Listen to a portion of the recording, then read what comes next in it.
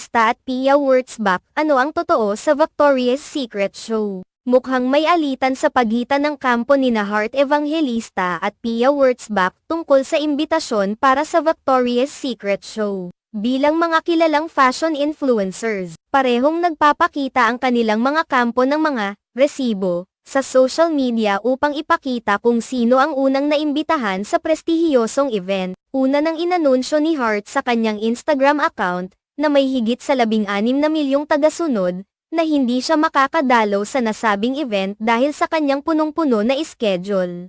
Gayunpaman, ipinahayag din niya na siya ang unang pinili para sa Victoria's Secret show. Makalipas ang ilang araw, kinumpirma naman ni Pia ang kanyang pagdalo sa event sa pamamagitan ng isang video na kanyang ibinahagi. Dito na nagsimula ang intriga. Isang user sa Instagram na si Wenesy Pino ang nag-repost ng video ni Pia, na may